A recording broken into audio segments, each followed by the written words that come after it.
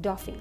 We will now demonstrate how to doff or remove PPE. We will start off by removing our gloves. Glove in, glove technique. With one gloved hand, grasp the outside of the glove of the opposite hand and peel the glove inside out and hold it in the gloved hand.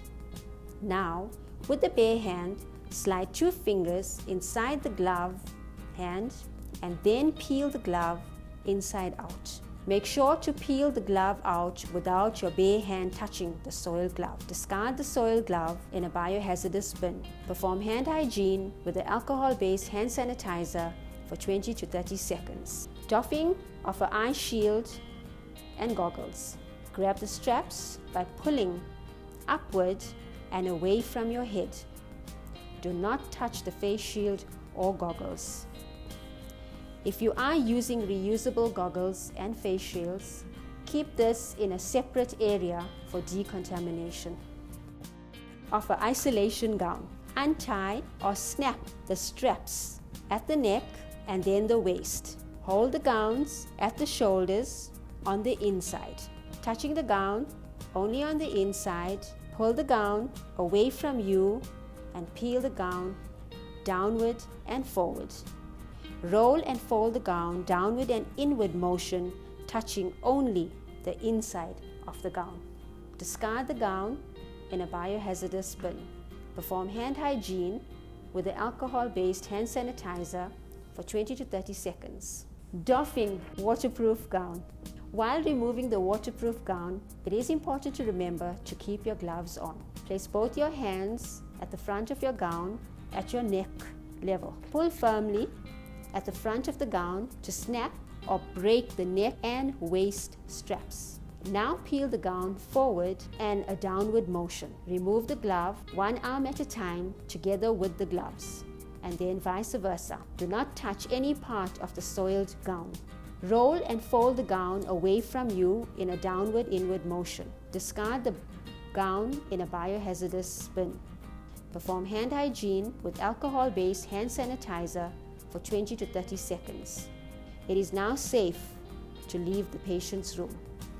Doffing of a surgical mask.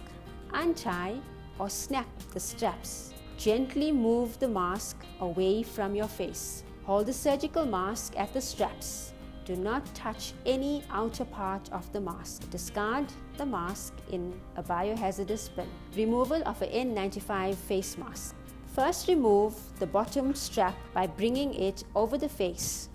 Then remove the top strap by bringing it over to the face. Holding the top strap of the N95 mask, pull the mask away from your face. Do not touch any parts of the mask. We will now talk about PAPR, which stands for Powered Air Purifying Respirators. A PAPR is an equipment that protects the user by filtering out contaminants in the air and uses a battery-operated blower to provide the user with clean air through a hood or a helmet. PAPRs are equipped with high-efficiency particulate filter, HEPA filters that provide 99.97 particulate filtrating efficiency. The uses for PAPR. PAPR are used by healthcare workers who are not fit to any of the available high-efficiency respirators in the health facility. PAPR is used by healthcare workers who have facial hair, or as we know, beards, that prevent fitting to all respirators.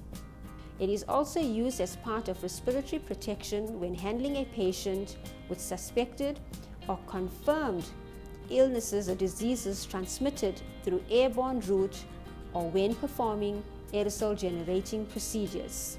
What does the PAPR consist of? Each unit consists of a hood, a helmet or a headpiece, a breathing tube, a PAPR blower, filtration unit with battery pack and belts. Before using a PAPR, confirm the following: maintenance of all parts, the battery is fully chargeable, airflow is adequate, typically at 6 CFM,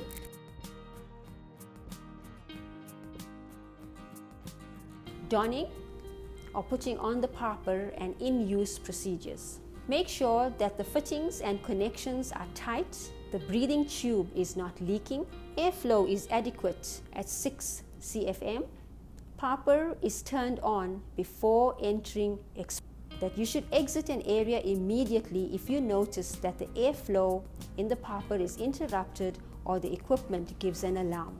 Doffing or taking off the PAPR. An assistant to the wearer will be assigned. The assistant will wipe the exterior surface of the PAPR while it is still being worn with a disinfectant that is capable of inactivating the contaminants. The PAPR is then removed and cleaned or disinfected outside of the hazard area within a dedicated decontamination area or anteroom.